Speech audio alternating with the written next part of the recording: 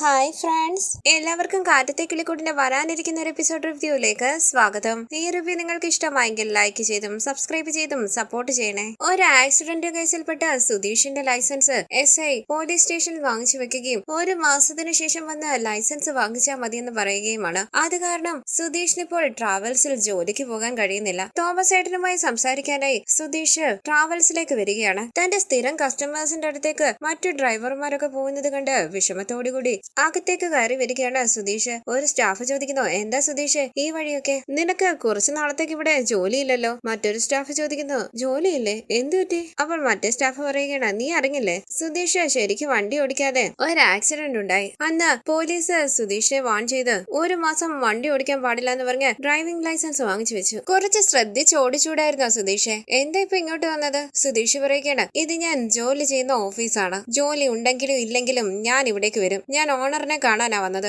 അങ്ങനെ സുധീഷ് അവിടെ നിന്ന് പോകുമ്പോൾ ആ സ്റ്റാഫ് പറയുകയാണ്, അഹങ്കാരത്തിനൊന്നും ഒരു കുറവുമില്ല. തുടർന്ന് തോമസ് ഏട്ടനെ കാണാനായി വരികയാണ് സുധീഷ്. തോമസ് ഏട്ടൻ നല്ല ജോലി തിരക്കിലാണ്. തന്നെ ഒഴിവാക്കുകയാണെന്ന് വിചാരിച്ച് സുധീഷ് വിഷമത്തോടു കൂടി നിൽക്കുകയും തുടർന്ന് തോമസ് ഏട്ടനുമായി സംസാരിക്കുകയുമാണ്. ഒരു മാസം ഒന്നും ചെയ്യാൻ പറ്റില്ല, നീ വെയിറ്റ് ചെയ്തേ പറ്റൂവെന്ന് തോമസ് ഏട്ടൻ പറയുമ്പോൾ എന്നെ എല്ലാവരും ഇൻസൾട്ട് ചെയ്യുകയാണെന്ന് പറഞ്ഞ് വിഷമിച്ച് നിൽക്കുകയാണ് സുധീഷ്. ഒരു ഡ്രൈവർ പറയുന്നു, കുറെ വർഷങ്ങളായിട്ട് വണ്ടി ഓടിക്കുന്നതല്ലേ സുധീഷ്, ഇപ്പൊ എന്താ ഒരു ശ്രദ്ധയില്ലാതെ അയാളുടെ ബൈക്കിൽ ചെന്നിടിപ്പിച്ചത്? ഇതെല്ലാം കേട്ട് ദേഷ്യത്തോടു കൂടി അവിടെ നിന്ന് പോവുകയാണ് സുധീഷ്. തുടർന്ന് സുഭാഷും നിധിയും നികേഷ് ഹരീഷും ഭക്ഷണം കഴിക്കുകയാണ്. പുറത്തേക്ക് നോക്കിയിട്ട് നിധി പറയുകയാണ്, സുധീഷ് ഇതുവരെ വന്നില്ലല്ലോ സുഭാഷ് ഏട്ടാ. സുഭാഷ് പറയുകയാണ്, അവൻ ഇങ്ങ് വരും മോളെ, മോള് ഭക്ഷണം കഴിക്കുക. മോക്ക് വണ്ടി ഇഷ്ടപ്പെട്ടോ? നിധി പറയുകയാണ്, ഒരുപാട് ഇഷ്ടപ്പെട്ടു സുഭാഷ് ഏട്ടാ, നന്നായിട്ടുണ്ട്. പെട്ടെന്ന് വണ്ടി കൊണ്ടുവന്ന് കാണിച്ചപ്പോൾ ഞാൻ സർപ്രൈസ് ആയിപ്പോയി, ഞാൻ പ്രതീക്ഷിച്ചതേ ഇല്ല. ഹരീഷേ, വണ്ടിക്ക് എത്രയായി? ഹരീഷ് പറയുകയാണ്, അത് സുധീഷ് ഏട്ടനോട് ചോദിക്കണം. നിധി പറയുകയാണ്, ഹരീഷിന്റെ കടയിൽ നിന്നല്ലേ വണ്ടി വാങ്ങിയത്, പിന്നെ ഹരീഷിന് അറിയാതെ ഇരിക്കില്ലല്ലോ. സുഭാഷ് പറയുകയാണ്, അതൊക്കെ ഇപ്പൊ എന്തിനാ മോൾ അറിയുന്നത്, അത് വിട്,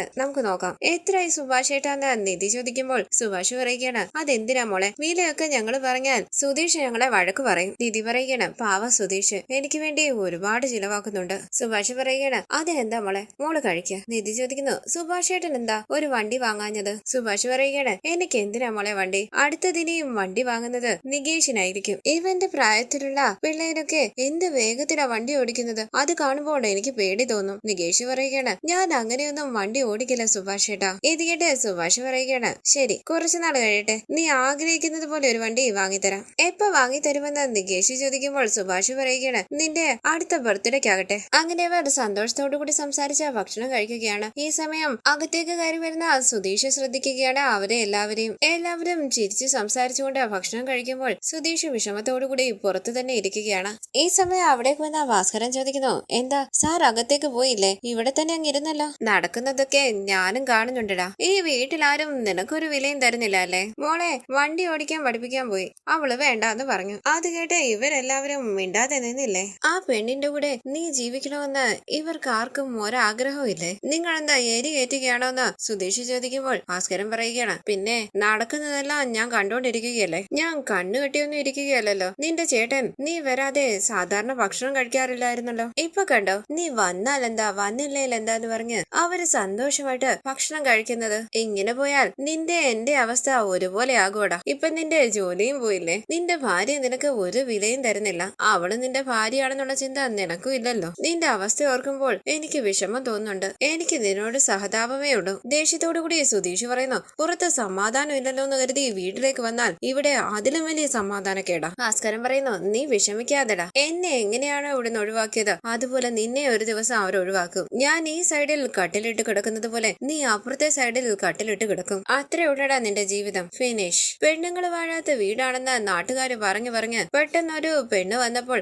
അവർക്ക് സന്തോഷം താങ്ങാൻ പറ്റുന്നില്ല. അവരാരും അവളെ നിന്റെ ഭാര്യയായിട്ടല്ല കാണുന്നത്, കൂടെ പിറക്കാത്ത സഹോദരിയാണെന്നുള്ള രീതിയിലാണ് അവരുടെ പെരുമാറ്റം. പെങ്ങളായിട്ട് അവരങ്ങ് ദത്തെടുത്തിരിക്കുക.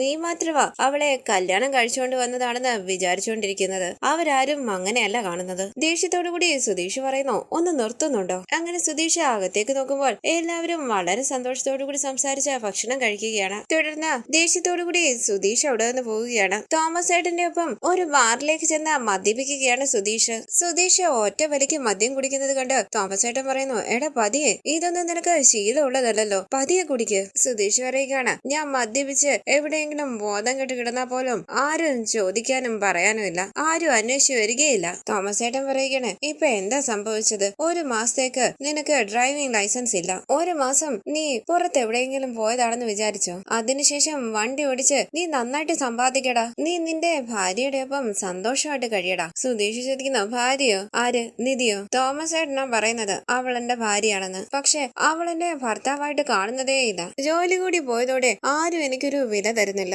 എന്റെ ഭാര്യയ്ക്കും എന്നെ ഇഷ്ടമല്ല, ആർക്കും എന്നെ ഇഷ്ടമല്ല. ജോലിയില്ല, കയ്യില് പണവും ഇല്ല. തോമസ് ഏട്ടന് ഒരു കാര്യം അറിയുമോ? എന്റെ ഭാര്യ എന്നോട് സംസാരിക്കാറേ ഇല്ല. പക്ഷെ വീട്ടിലുള്ള എല്ലാവരോടും നന്നായി സംസാരിക്കും. സുഭാഷ് ഏട്ടൻ അവളെ സഹോദരിയായി ദത്തെടുത്തു. അവളും എന്റെ ചേട്ടനെ കൂടെ പിറന്ന ചേട്ടനായിട്ടാണ് കാണുന്നത്. അവരുടെ സ്നേഹം ഒന്ന് കാണേണ്ട തന്നെയാ. നമുക്ക് കുളിരു കൂരും. അത് വിട്. അനുജൻ നികേഷ് ഇല്ലേ, ഏട്ടത്തിയായിട്ട് അല്ല, ഇടയ്ക്കൊക്കെ അവൻ അമ്മയായിട്ടാ നിധിയെ കാണുന്നത്. എന്തിന്? ഹരീഷ് ഇല്ലേ, ആ മോരടൻ, അവനോട് പോലും അവൾ എന്ത് സ്നേഹത്തിലാ സംസാരിക്കുന്നതെന്നറിയോ? പക്ഷെ എന്നെ അടുപ്പിക്കില്ല. അവളോടൊരു സംസാരിക്കാൻ ചെന്നാൽ തന്നെ അവൾ എന്നെ അപമാനിക്കും. എല്ലാവരുടെയും മുന്നിൽ ഞാൻ അപമാനപ്പെട്ടു നിൽക്കും. എന്റെ അച്ഛനില്ലേ, അച്ഛൻ പറയുവാ, നിധി ഈ വീട്ടിലെ പെൺകുട്ടിയായി മാറിപ്പോയി. പെട്ടെന്ന് തന്നെ എന്റെ ചേട്ടനും അനിയന്മാരും കൂടി ചേർന്ന് നിധിക്ക് നല്ലൊരു ചെറുക്കനെ കണ്ടുപിടിച്ച് കല്യാണം കഴിപ്പിക്കുമെന്ന്. അത് കേട്ടപ്പോഴെനിക്ക് സഹിക്കാൻ കഴിഞ്ഞില്ല. അങ്ങനെ സുധീഷ് മദ്യപിക്കുമ്പോൾ തടഞ്ഞുകൊണ്ട് തോമസ് ഏട്ടൻ പറയുകയാണ്, നീ എന്തിനാടാ ഇങ്ങനെ വിഷമിക്കുന്നത്? നിധി നിന്റെ ഭാര്യയാണ്.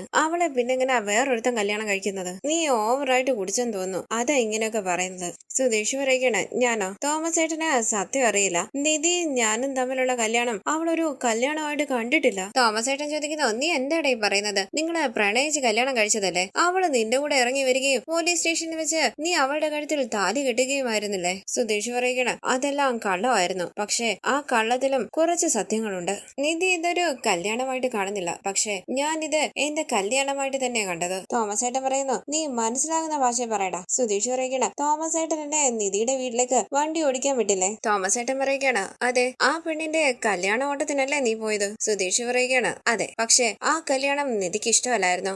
അവക്ക് എങ്ങനെയും ആ കല്യാണത്തിൽ നിന്നും രക്ഷപ്പെടണമായിരുന്നു. എന്നെ തിരുവനന്തപുരം വരെ ഡ്രോപ്പ് ചെയ്യുമോന്ന് അവൾ എന്നോട് ചോദിച്ചു. ഞാൻ ഓക്കെ പറഞ്ഞു. കണ്ട ഉടനെ എനിക്ക് ഇഷ്ടപ്പെട്ട പെണ്ണാണ് അവൾ. ഞങ്ങള് രാത്രിക്ക് രാത്രി വീട്ടിൽ നിന്നും ഇറങ്ങി. തിരുവനന്തപുരത്തേക്ക് വരുന്ന പാതി വഴിയിൽ വെച്ച് അവളുടെ വീട്ടുകാര് ഞങ്ങളുടെ പിന്നാലെ വരാൻ തുടങ്ങി. അങ്ങനെ നടന്ന കാര്യങ്ങളെല്ലാം വിശദമായി സുധീഷ് തോമസ് ഏട്ടനോട് പറയുകയാണ്. തുടർന്ന് പോലീസ് സ്റ്റേഷനിൽ വെച്ച് കല്യാണം നടന്ന കാര്യവും പറയുന്നു. എല്ലാം കേട്ട് തോമസ് ഏട്ടൻ ഞെട്ടിയിരിക്കുമ്പോൾ സുധീഷ് പറയുകയാണ്, ഇങ്ങനെയാ ഞങ്ങളുടെ കല്യാണം നടന്നത്. തോമസ് ഏട്ടൻ പറയുകയാണ്, എടാ നീ ഇതെന്തിനാടാ എന്നിൽ നിന്നും മറച്ചു വെച്ചത്? സുധീഷ് പറയുന്നു, എപ്പോഴെങ്കിലും പറയാമെന്ന് വിചാരിച്ചു. എന്തെങ്കിലും അവൾ എന്നെ സ്നേഹിക്കാൻ തുടങ്ങുമെന്ന് ഞാൻ വിചാരിച്ചു. ഈ 4 മാസം കൊണ്ട് ഞാൻ എത്ര ശ്രമിച്ചു എന്നറിയുമോ അവളോട് അടുക്കാനായിട്ട്? കുറച്ച് അടുത്ത് വരുമ്പോൾ എന്തെങ്കിലും സംഭവിക്കും, പിന്നെ ഒരുപാട് അകലും. എന്തിന്? ഞാൻ നിധിക്ക് ആഗ്രഹിച്ച ഒരു വണ്ടി വാങ്ങിച്ചു കൊടുത്തു, സ്കൂട്ടർ. അവക്ക് അത് ഓടിക്കാൻ അറിയില്ല. പാവം. സ്കൂട്ടർ പഠിപ്പിക്കുന്നതിനിടയിൽ എനിക്ക് അവളോട് പ്രണയമാണെന്ന് മനസ്സിലാക്കിപ്പിക്കാമെന്ന് ഞാൻ വിചാരിച്ചു. ഞാൻ അവളെ പഠിപ്പിക്കണ്ടെന്ന് പറഞ്ഞവള്.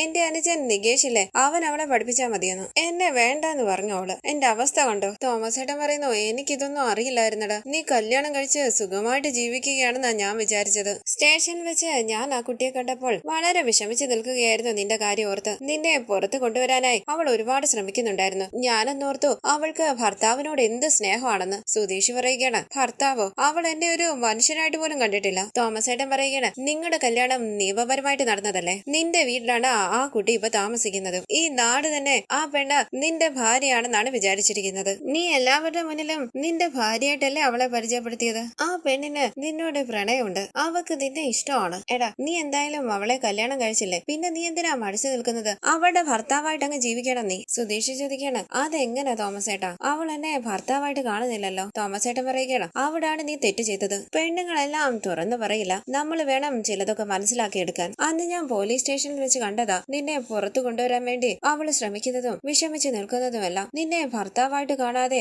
അവൾ ഇങ്ങനെ വിഷമിച്ച് നിൽക്കുമോ? എടാ ഇതാടാ ശരിയായ സമയം. നീ അടുത്ത ഘട്ടത്തിലേക്ക് പോകാൻ സമയമായി. സുധീഷ്, നീ നിന്റെ അവകാശങ്ങൾ എന്തിനു വേണ്ടാന്ന് വെക്കുന്നു? നീ ചെന്ന ആ പെണ്ണിനോട് പറ ഞാൻ നിന്റെ ഭർത്താവാണെന്ന്. അങ്ങനെ അധികാരത്തോടു കൂടി സംസാരിക്കുന്ന ആണുങ്ങളെ ആയിരിക്കും ചില പെണ്ണുങ്ങൾക്ക് ഇഷ്ടം. എടാ നിന്റെ ഭാര്യ ഇപ്പം ജോലിക്ക് പോകുന്നുണ്ട്. അവിടെ 4 പേരെ കണ്ട് സംസാരിക്കാറുണ്ടായിരിക്കും. അവരാരും നിന്നെ പോലെ മടിച്ചു നിൽക്കില്ല. അവൾക്ക് അവിടെ ആരോടെങ്കിലും അടുപ്പം തോന്നി തുടങ്ങിയാൽ പിന്നെ നീ ഒരുപാട് കഷ്ടപ്പെടും. തുടർന്ന് മദ്യപിച്ച് ലക്ക് കെട്ട് കിളിക്കൂട്ടിലേക്ക് വരികയാണ് സുധീഷ്. ശബ്ദം കേട്ട് ഉറക്കം ഉണർന്ന ഭാസ്കരൻ പറയുകയാണ്, നീ എന്താടാ കുടിച്ചിട്ടാണോ വന്നത്? നീ എന്തിനാ ഇങ്ങനെ വാതുക്കലിരിക്കുന്നത്? നിന്നെ കണ്ടിട്ട് എനിക്ക് സഹതാപം തോന്നുന്നുണ്ട്. സുധീഷ് പറയുന്നു, നിങ്ങൾ എന്നെ ഓർത്ത് സഹതാപപ്പെടണ്ട, നിങ്ങൾ നിങ്ങളുടെ കാര്യം നോക്കിയാൽ മതി. ഭാസ്കരൻ പറയുന്നു, ഈ വീട്ടിലുള്ള ആർക്കും നിന്നെ കുറിച്ചൊരു വിചാരമില്ല. ആ പെൺകുട്ടി ഇവിടെ വന്നപ്പോ മുതല് നിന്റെ ഭാര്യയായിട്ട് ആരെങ്കിലും കണ്ടിട്ടുണ്ടോ? എല്ലാവർക്കും സഹോദരി സ്നേഹമല്ലേ? നീയും അവളും കൂടി ഒരുമിച്ച് ജീവിക്കണമെന്ന് ഇവിടെ ഒരുത്തനും ആഗ്രഹിക്കുന്നില്ല. ഈ ലോകത്ത് എല്ലാവരും ഇഷ്ടപ്പെട്ടൊന്നും അല്ല കല്യാണം കഴിക്കുന്നത്. കുറച്ചുനാൾ കഴിയുമ്പോൾ ഇഷ്ടപ്പെട്ടു തുടങ്ങും. ഇനി ഇഷ്ടപ്പെട്ടില്ലെങ്കിലും ഒരു 10 മാസം കഴിയുമ്പോൾ ഒരു കൊച്ചിനെ പ്രസവിച്ച്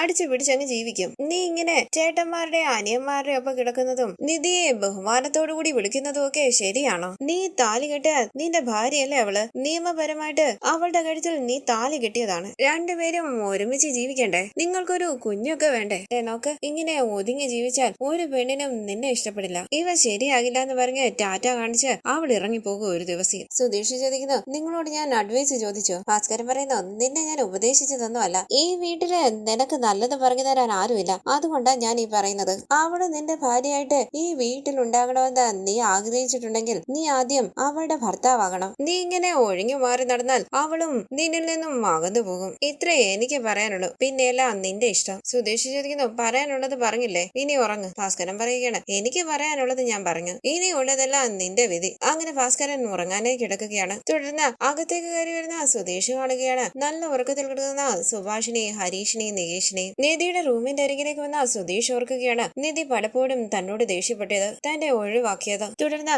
നിധിയുടെ റൂമിലേക്ക് കയറി വാതിലടച്ച് കുറ്റിയിടുകയാണ് സുധീഷ്. ഇതറിയാതെ നല്ല ഉറക്കത്തിൽ കിടക്കുകയാണ് നിധി. സുധീഷ് മനസ്സിൽ പറയുന്നു, നിധി നിന്റെ ഭാര്യയാണ്. അവളുടെ മേൽ നിനക്ക് അധികാരങ്ങളും അവകാശങ്ങളും ഉണ്ട്. നീ എന്തിനാ ഇത്ര ആലോചിക്കുന്നത്? ഭർത്താവെന്ന അവകാശത്തോടുകൂടി നീ പെരുമാറിയില്ലെങ്കിൽ അവൾ ഒരിക്കലും നിന്റെ ഭാര്യയായിട്ട് ഇവിടെ കാണില്ല. അയാൾ പറഞ്ഞതുപോലെ നീ ഒഴിഞ്ഞു മാറി നടന്നാൽ ഇവള് നിന്നിൽ നിന്നും ഒരുപാട് അകന്നു പോകും. നിനക്ക് നിധിയെ ഇഷ്ടമല്ലേ? ഇവള് നിന്റെ ഭാര്യയല്ലേ? പിന്നെ നീ എന്തിനാ ഇങ്ങനെ ആലോചിക്കുന്നത്? അങ്ങനെ സുധീഷ് നിധിയുടെ ഒപ്പം ബെഡിലേക്ക് കിടക്കുകയാണ്. സുധീഷ് നിധിയെ തന്നെ നോക്കി കിടക്കുകയാണ്. പെട്ടെന്ന് സുധീഷിനെ കണ്ട് ഞെട്ടി എഴുന്നേറ്റിരുന്ന നിധി ചോദിക്കുന്നു, നിങ്ങൾ എന്താ ഇവിടെ? നിങ്ങൾ ഇവിടെ എന്ത് ചെയ്യുക? എഴുന്നേറ്റിരുന്ന സുധീഷ് പറയുകയാണ്, എന്തിനാ ഇങ്ങനെ ബഹളം വെക്കുന്നത്? ഞാൻ വേറെ ആരും അല്ലല്ലോ, നിന്റെ ഭർത്താവല്ലേ? നമ്മുടെ കല്യാണം കഴിഞ്ഞതാ. പിന്നെ ഞാൻ എന്തിനാ പുറത്ത് കിടക്കുന്നത്? ഞാൻ ഇനി ഇവിടെയാ കിടക്കുന്നത്. ഇനി എനിക്ക് എന്റെ ചേട്ടന്റെ അനുജന്മാരുടെ ഒപ്പം ഹോളിൽ കിടക്കാൻ പറ്റില്ല. ഞാൻ ഇനി ഇവിടെ നിന്റെ ഒപ്പം ഈ റൂമിലായിരിക്കും കിടക്കുക. സുധീഷ് മദ്യപിച്ചിട്ടുണ്ടെന്ന് നിധിക്ക് മനസ്സിലാകുകയാണ്. സുധീഷ് ബെഡിലേക്ക് കിടക്കുമ്പോൾ അവിടെ വന്ന് എഴുന്നേറ്റ് ലൈറ്റ് ഓൺ ചെയ്ത് നിധി ഉറക്കെ പറയുന്നു, ആദ്യം സുധീഷ് ഇവിടെ ഇറങ്ങിപ്പോ. ഞാൻ എന്തിനാ പോകുന്നതെന്ന് സുധീഷ് ചോദിക്കുമ്പോൾ നിധി പറയുകയാണ്, എഴുന്നേറ്റ് പോകാനാ പറഞ്ഞത്. സുധീഷ് പറയുകയാണ്, ഞാൻ എന്തിനാ റൂമിന് പുറത്തു പോകുന്നത്? എപ്പോ നോക്കിയാലും നിധി എന്തിനാ എന്നെ ഒഴിവാക്കുന്നത്? പുറത്തു പോകുന്ന നിധി പറയുമ്പോൾ സുധീഷ് പറയുകയാണ്, പറ്റില്ല, ഞാൻ ഇവിടെയാണ് കിടക്കുന്നത്. എന്ത് ചെയ്യും? റോഡിലൂടെ പോകുന്നവനെ വഴക്ക് പറയുന്നത് പോലെയാണല്ലോ എന്നോട് ഇറങ്ങി പോകാൻ പറയുന്നത്. ഞാൻ നിധിയുടെ ഭർത്താവാ. ഭാര്യയുടെ ഒപ്പം അല്ലേ ഭർത്താവ് കിടക്കേണ്ടത്? ഞാൻ പോകില്ല. നിധി ചോദിക്കുന്നു, സുധീഷ് എന്തു പറ്റി? എന്താ ഇങ്ങനെ ബിഹേവ് ചെയ്യുന്നത്? മര്യാദയ്ക്ക് ഇറങ്ങിപ്പോ പ്ലീസ്. ഞാൻ അങ്ങോട്ട് വരാന്ന് പറഞ്ഞ് സുധീഷ് നിധിയുടെ അരികിലേക്ക് വരുമ്പോൾ നിധി ഭയന്ന് പിന്നോട്ടേക്ക് മാറുകയാണ്. സുധീഷ് ചോദിക്കുന്നു, നീ എന്തിനാ ഇപ്പം പിന്നിലേക്ക് പോകുന്നത്? എന്നെ കണ്ടാൽ എന്താ ഭൂതത്തെ പോലെയോ പ്രേതത്തെ പോലെയോ ഉണ്ടോ? ഞാൻ 2 സ്റ്റെപ്പ് മുന്നിലേക്ക് വരുമ്പോൾ നീ 4 സ്റ്റെപ്പ് പിന്നിലേക്ക് പോവുകയാണല്ലോ. നീ എന്റെ ഭാര്യയാണ്. നിന്റെ കഴുത്തില് ഞാൻ കെട്ടിയ താലിയുണ്ട്. നിയമപരമായിട്ട് നമ്മൾ രണ്ടുപേരും ഭാര്യയും ഭർത്താവുമാണ്. ഞാൻ അടുത്തു വരുമ്പോൾ നീ എന്തിനാ ഇങ്ങനെ ഭയപ്പെടുന്നത്? നോക്ക് നിധി, ഞാൻ ഇനി ഈ റൂമിലാണ് കിടക്കുന്നത്. നിധി ചോദിക്കുന്നു, സുധീഷ് എന്തായി പറയുന്നത്? മര്യാദയ്ക്ക് ഇറങ്ങിപ്പോ. പോകാൻ പറ്റില്ലെന്ന് പറഞ്ഞില്ലെന്ന് സുധീഷ് പറയുമ്പോൾ നിധി പറയുകയാണ്, എങ്കിൽ ഞാൻ പുറത്തു പോകാം. അങ്ങനെ നിധി വാതിൽ തുറക്കാനായി പോകുമ്പോൾ മുന്നിലേക്ക് കയറി നിൽക്കുകയാണ് സുധീഷ്. നിധിക്ക് പുറത്തു പോകാൻ പറ്റില്ല എന്ന് സുധീഷ് പറയുമ്പോൾ വിരൽ ചൂണ്ടി നിധി പറയുന്നു, ആവശ്യമില്ലാത്ത കാര്യമാ സുധീഷ് ചെയ്യുന്നത്. മര്യാദയ്ക്ക് മുന്നിൽ മാറാൻ പറ്റില്ലെന്ന് സുധീഷ് പറയുമ്പോൾ നിധി കരഞ്ഞുകൊണ്ട് ഉറക്കെ സുഭാഷേട്ടാന്ന് വിളിക്കുകയാണ്. സുധീഷ് പറയുകയാണ്, തുടങ്ങി. സുഭാഷേട്ടനെ എന്തിനാ നീ ഇപ്പൊ വിളിക്കുന്നത്? നിധി പറയുന്നു, കഥക്ക് തുറക്കാനല്ലേ പറഞ്ഞത്? അപ്പോൾ സുധീഷ് പറയുകയാണ്, തുറക്കാൻ പറ്റില്ല നിധി. പൊട്ടിക്കറിഞ്ഞ് നിധി ഉറക്കെ പറയുകയാണ്, സുഭാഷേട്ടാ ഒന്ന് ഓടിവാ, കഥക്ക് തുറക്കാൻ പറ. സുധീഷ് ദേഷ്യത്തോടു കൂടി കഥക്ക് ലോക്ക് ചെയ്യുകയാണ്. ഭയത്തോടു കൂടി നിധി ചോദിക്കുന്നു, എന്തിനാ സുധീഷ് ഇപ്പം കഥക്ക് ലോക്ക് ചെയ്തത്? സുഭാഷേട്ടാ ഒന്ന് ഓടിവാ പ്ലീസ്, സുഭാഷേട്ടാ ഓടിവാ. നിധിയുടെ കരച്ചിൽ കേട്ട് നിധി എന്ന് വിളിച്ച് അവിടെ നിന്ന് എഴുന്നേറ്റ് ലൈറ്റ് ഓൺ ചെയ്ത് നികേഷിനെയും ഹരീഷിനെയും തട്ടി വിളിക്കുകയാണ് സുഭാഷ്. എടാ എഴുന്നേൽക്കടാ, നിധി ബഹളം വെക്കുന്നുണ്ട്, എന്താന്നറിയില്ല. അങ്ങനെ സുഭാഷ് കഥയുടെ അരികിലേക്ക് വന്ന് നിധിയെ വിളിക്കുകയാണ്. ഹരീഷും നികേഷും വാതിലിന്റെ അരികിലേക്ക് ഓടി വരികയാണ്. അവരുടെ ശബ്ദം കേട്ട് ദേഷ്യത്തോടു കൂടി നിൽക്കുകയാണ് സുധീഷ്. നിധി പൊട്ടിക്കരഞ്ഞ് സുഭാഷേട്ടാന്ന് വിളിക്കുന്നുണ്ട്. സുഭാഷ് പറയുന്നു, മോളെ കഥക് പൂട്ടിയിരിക്കുക, എന്തു പറ്റി ഏട്ടത്തിന്ന് നികേഷ് ചോദിക്കുമ്പോൾ നിധി കരഞ്ഞുകൊണ്ട് പറയുന്നു, സുഭാഷേട്ടാ സുധീഷ് അകത്ത് കയറി വന്ന് കഥക് ലോക്ക് ചെയ്തിരിക്കുക. ഇത് കേട്ട് എല്ലാവരും ഞെട്ടി നിൽക്കുമ്പോൾ നിധി പറയുകയാണ്, സുധീഷ് എന്നെ പുറത്തേക്ക് വിടുന്നില്ല. സുഭാഷേട്ടാ എനിക്ക് പേടിയാകുന്നു. ദേഷ്യത്തോടു കൂടി വാതിലിൽ തട്ടി സുഭാഷ് പറയുന്നു, സുധീഷ് നീ അകത്ത് എന്ത് ചെയ്യുക? വാതിൽ തുറക്ക്. സുധീഷയുടെ വാതിൽ തുറക്കെന്ന് പറഞ്ഞ് വാതിൽ തട്ടുകയാണ് ഹരീഷും നികേഷും. സുധീഷ് പറയുന്നു, ഇവിടെ ഇവിടുത്തെ കാര്യം ഞങ്ങൾ നോക്കിക്കോളാം, നിങ്ങൾ പോയി കിടന്നുറങ്ങ്. വിരൽ ചൂണ്ടി നിധി പറയുന്നു. സുധീഷ് വാതിൽ തുറക്കുന്നുണ്ടോ? സുധീഷ് പറയുകയാണ്, പറ്റില്ല എന്ന് ഞാൻ പറഞ്ഞില്ലേ, ഇന്ന് രണ്ടിനൊന്നറിയാതെ ഞാൻ പോകില്ല. വാതിൽ തട്ടി ദേഷ്യത്തോടുകൂടി വാതിൽ തുറക്കാനായി പറയുകയാണ് ഹരീഷും സുഭാഷും നികേഷും. ബഹളം കേട്ട് ഉറക്കം ഉണർന്ന ഭാസ്കരൻ വാതിലിന്റെ അരികിലേക്ക് വന്ന് അകത്തേക്ക് നോക്കുകയാണ്. സുധീഷ് ചോദിക്കുന്നു, ഞാൻ എന്ത് തെറ്റ് ചെയ്തിട്ട് എപ്പോ നോക്കിയാലും സുഭാഷ് ഏട്ടാ, നികേഷെ, ഹരീഷെ എന്ന് വിളിച്ചുകൊണ്ട് നടക്കുന്നത്? ഇന്ന് ഞാൻ കാണട്ടെ നിധി എന്ത് ചെയ്യുമെന്ന്. നിധി പറയുന്നു, സുഭാഷ് ഏട്ടാ കഥക് തുറക്കാൻ പറ. ദേഷ്യത്തോടുകൂടി സുഭാഷ് പറയുന്നു,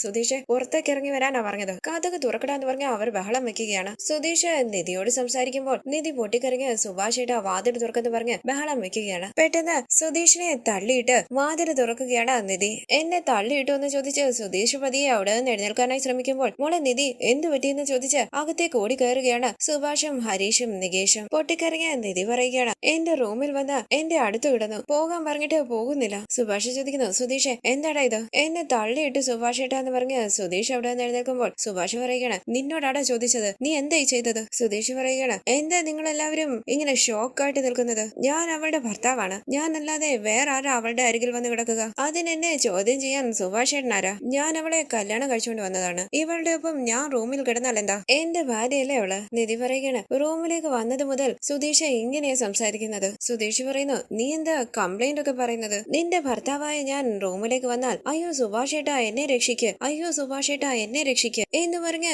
കരഞ്ഞ് ബഹളം വെക്കണം. സുഭാഷ് പറയുന്നു, നിർത്തടാ, നിനക്ക് വിവരമില്ലേ? നിധി ഭയന്ന് നിൽക്കുന്നത് കണ്ടില്ലേ? സുധീഷ് പറയുകയാണ്, അത് തന്നെയാ ഞാനും ചോദിക്കുന്നത്, അവൾ എന്തിനാ എന്നെ കണ്ട് ഭയപ്പെടുന്നത്? ഞാൻ എന്ത് ചെയ്തിട്ടാ? സുഭാഷ് ഏട്ടൻ തന്നെ ചോദിക്ക്. ഞാൻ അവളുടെ അരികിൽ പോയി കിടന്നു, അതിനവള് അയ്യോ സുഭാഷ് ഏട്ടാന്ന് വിളിച്ച് ബഹളം വെക്കുന്ന എന്തിനാ? ഉടനെ ഓടി വന്ന് സുഭാഷ് ഏട്ടൻ എന്നെ ചോദ്യം ചെയ്യുന്നു. അവൾ എന്റെ ഭാര്യയല്ലേ, ഞാൻ അവിടെ ഒപ്പം റൂമിൽ കഴിയാൻ പാടില്ലേ? ഇത് കേട്ട് ദേഷ്യത്തോടുകൂടി സുധീഷിന്റെ കർണമൊക്കെ ചടിച്ച് സുഭാഷ് പറയുന്നു, കുടിച്ചിട്ട് വന്ന അനാവശ്യം കാണിക്കുന്നോടാ. ഇത് കണ്ട് ഞെട്ടി നിൽക്കുകയാണ് ഭാസ്കരൻ. സുധീഷ് ചോദിക്കണ, ഇപ്പൊ എന്തിനാ എന്നെ തല്ലിയത്? ഞാൻ ആരുടെയോ വീട്ടിൽ പോയി അവരുടെ റൂമിൽ പോയി കിടന്നതാണോ? ഇത് എന്റെ വീട് തന്നെയല്ലേ സുഭാഷ് ഏട്ടാ? അങ്ങനെ സുധീഷ് ചുറ്റും നോക്കുകയാണ്. നിധിയെ ചൂണ്ടിക്കാണിച്ചുകൊണ്ട് സുധീഷ് ചോദിക്കുന്നു, ഇത് എന്റെ ഭാര്യ തന്നെയല്ലേ? ഞാൻ അവളുടെ കൂടെ റൂമിൽ കഴിഞ്ഞാൽ അവൾക്ക് എന്ത് പറ്റാനാ? ഞാൻ നോക്കിയ സുഭാഷ് ഏട്ടൻ എന്നെ വേണം സപ്പോർട്ട് ചെയ്യാൻ, ഇങ്ങനെ അവളുടെ മുന്നിൽ വെച്ച് എന്നെ വഴക്ക് പറയുകയും തല്ലുകയും ചെയ്യാൻ പാടില്ല. സുഭാഷ് ഏട്ടൻ ചെയ്യുന്നത് തെറ്റാ.